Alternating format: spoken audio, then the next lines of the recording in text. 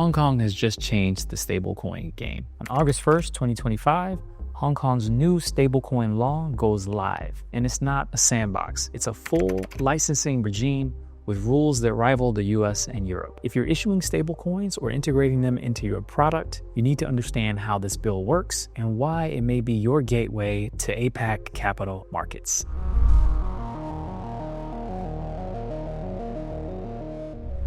I'm Corey, startup lawyer helping entrepreneurs decode law, technology, and innovation. Today we're breaking down the Hong Kong stablecoin bill. We'll cover what the bill regulates, who needs a license, how it compares to the US and EU frameworks, and strategic takeaways for founders and key stakeholders. Okay, so what does the bill regulate? The Hong Kong stablecoin bill only applies to fiat-referenced stablecoins, also called FRS. That means tokens pegged to currencies like the Hong Kong dollar or the US dollar. It doesn't apply to algorithmic stablecoins or broader crypto tokens. The law is enforced by two regulators, the Hong Kong Monetary Authority, also called HKMA, the Securities and Futures Commission, or SFC, for custody and distribution. So who needs a license here? You need an FRS license if you issue stablecoins to Hong Kong residents, if you market stablecoin products from or into Hong Kong, if you facilitate the redemption or custody of stablecoins, and if you run platforms with retail access to stablecoins. Even offshore firms must apply if they do serve Hong Kong customers. So this is what's going to catch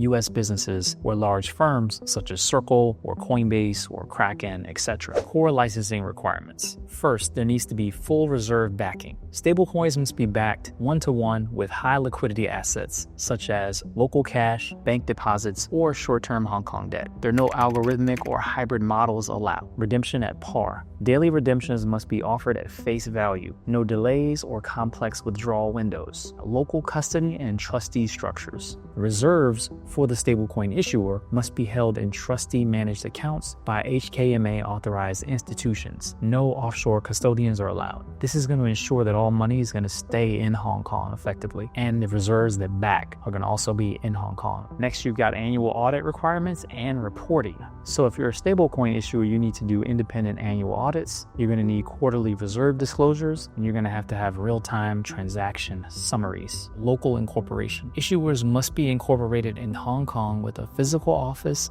and local responsible officer. So how does Hong Kong compare to the US and the European Union? Where in the US you've got the Genius Act, and in the European Union you've got MiCA. Let's break this down for founders. The Hong Kong versus US versus EU. Token type, FRS versus payment stablecoins under the Genius Act versus EMTs, electronic money tokens, and ARTs under MiCA. So let's look at the reserve rules. The Hong Kong dollar must be used as reserves and trust versus US treasuries are backing stablecoins under the Genius Act. And in the EU, there are strict rules regarding the segregation of assets. Now let's look at the redemption rules. Daily at par in Hong Kong, monthly redemption rules under the Genius Act in the US, and in the EU under MiCA, the redemption rules are mandatory only for some parties that are operating there. Let's look at custody. Under the stablecoin bill in Hong Kong, the trustee must be actually physically in Hong Kong. In the US, you must have a US custodian under the Genius Act. And in the EU, custody must be segregated, so the custodian cannot be the same party that's the issuer. Now let's look at algorithmic stablecoins. They're banned across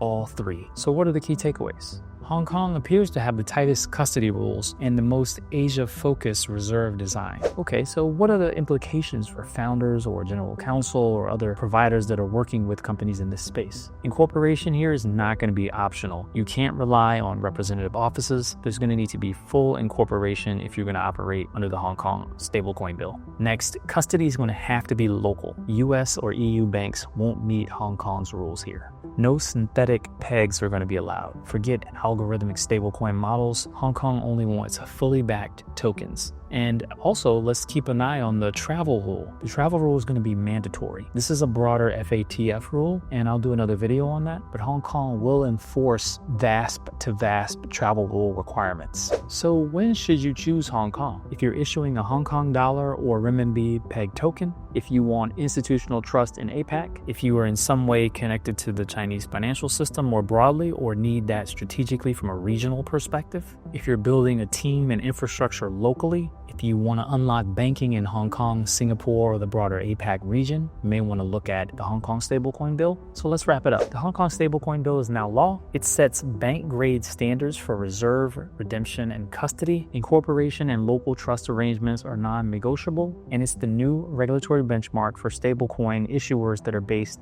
in Asia. Join me on the path to decoding law, technology, and innovation to grow your business. Don't forget to like, share, subscribe, hit that notification bell. Until next time.